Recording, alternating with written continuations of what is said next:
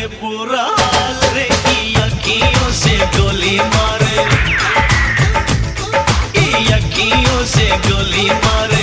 लड़की कमाल रे की अखियों से गोली मारे, लड़की कमाल रे की अखियों से गोली मारे।